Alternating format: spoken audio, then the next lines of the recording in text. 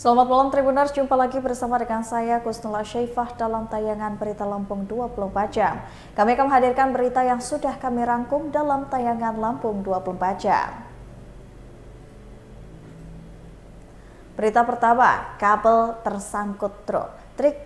Tiang listrik di Jolimbar pesisir barat roboh. Kabel tersangkut pada truk sebuah tiang listrik di Pal 6, Pekon Labuan Mandi, Kecamatan Waikroy, pesisir barat roboh pada Kamis 14 Maret 2024. Akibat kejadian tersebut, jalan lintas barat atau Jolimbar Liwa ke Kroy ini sempat terjadi kemacetan. Agus, salah satu warga setempat, mengatakan peristiwa tersebut terjadi pada sekitar pukul 9.00. Saat itu ada sebuah truk dari arah Liwa menuju Kroy menabrak kabel listrik yang menjuntai. Warga yang melihat kejadian itu sempat berteriak histeris agar mobil tersebut berhenti. Namun ternyata mobil tersebut tidak mendengar teriakan warga dan malah melaju, sehingga tiang listrik PLN itu pun roboh di tengah jalan.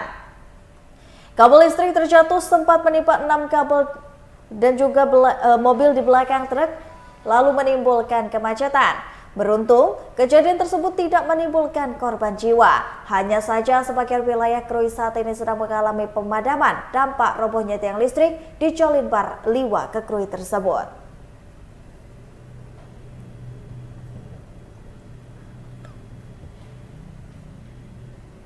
Pemotor terpental kesiring dekat PDAMY Rilau Bandar Lampung usai diseruduk Innova. Pengendara motor Honda Supra X 125 putih Iwan, 49 tahun yang merupakan warga Sukamandi, Kelurahan Pengajaran, Kecamatan Teluk Betung Utara, Kota Bandar Lampung terpental kesiring dekat kantor PDAMY Rilau setelah diseruduk oleh Toyota Innova abu-abu berplat B2977 SFK.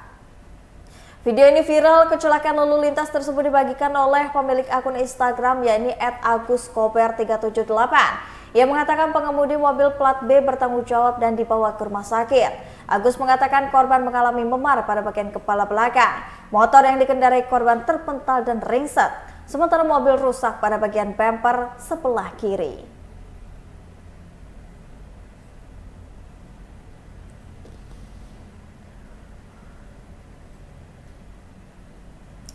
Metro bakal memiliki bioskop, BPPRD sebut potensi baru pajak. Kota Metro Lampung bakal memiliki bioskop atau tempat pertunjukan film. Berdasarkan dari pantauan tribunlampung.co.id, di lokasi yang nantinya menjadi tempat dibangunnya bioskop, terlihat masih dalam proses pembangunan gedung. Pembangunan bioskop itu berlokasi di Jalan Ahmad Nasution Metro, dan dengan dibangunnya bioskop ini ditanggapi oleh pemerintah pihak Kota Metro dengan positif.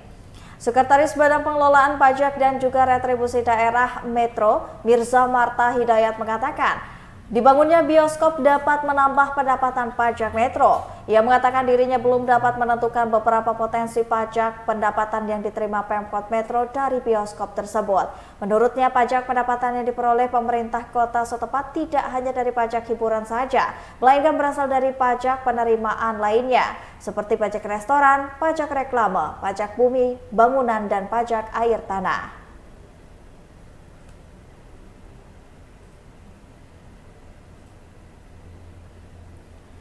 Kerugian akibat banjir ROB di Pantai Lampung Selatan mencapai ratusan juta rupiah.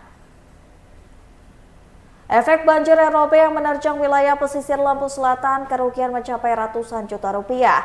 Gelombang tinggi disertai angin kencang diduga air ROB ini menerjang beberapa pantai dan merusak fasilitas pantai di sekitar Kelurahan Waiurang, Galian, dan Lampung Selatan pada Selasa 12 Maret 2024 sekira pukul 7.00.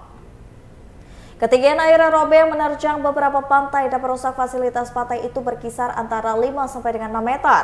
Beberapa pantai tersebut yakni Pantai Kedu, Kalianda Beach, Kalianda, Keduwarna, Pantai Batu Ramai, hingga Sanggar Beach.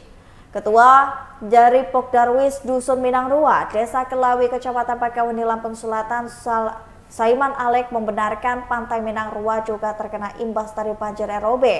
Saiman menjelaskan dampak banjir erobe hanya sampah saja yang menumpuk. Masih dengan Saiman, untuk kegiatan di pantai masih buka seperti biasa. Efek dari banjir erobe tersebut, ia menjelaskan nelayan tidak berani melaut. Kapal-kapal nelayan ditutup menggunakan terpal dan dipinggirkan.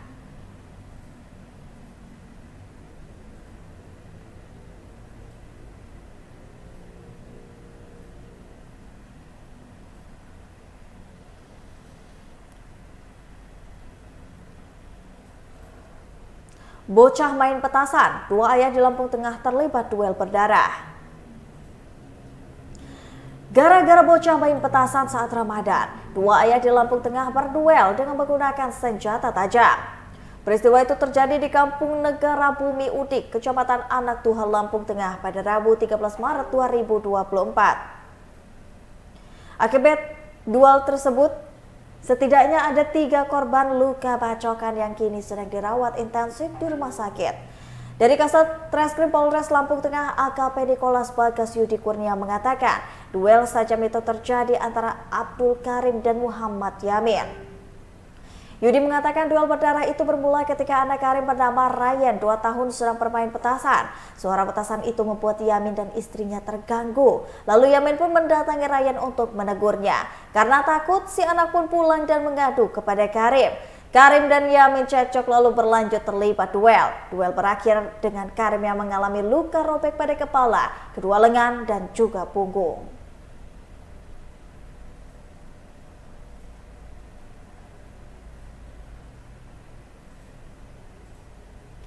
Tim rescue harimau siapkan sniper dan jebakan. Upaya penangkapan harimau yang meneror warga Kecamatan Suwoh dan juga PNS Lampung Barat oleh tim dari Taman Safari Indonesia mulai dilakukan. Tim yang dinamai oleh tim rescue harimau ini akan melakukan penangkapan harimau menggunakan tembakan pius dan juga jebakan yang akan dipasang di beberapa titik potensial di Suwoh dan juga PNS Lampung Barat. Bahkan di pihaknya telah menyiapkan strategi yang dinilai efektif untuk menangkap harimau yang telah membuat 2 orang korban meninggal dunia dan 1 orang luka berat di Suwoh dan PNS Lampung Barat. Kemudian pihaknya juga akan mengecek beberapa jebakan yang sudah dipasang sebelumnya. Ia mengungkapkan pihaknya juga akan rutin melakukan patroli agar bisa segera menangkap harimau tersebut.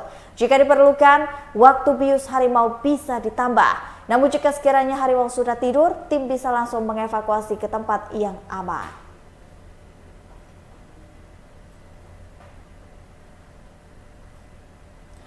Kasus dihentikan, pelaku pencoblosan surat suara di Waikandis masih misteri.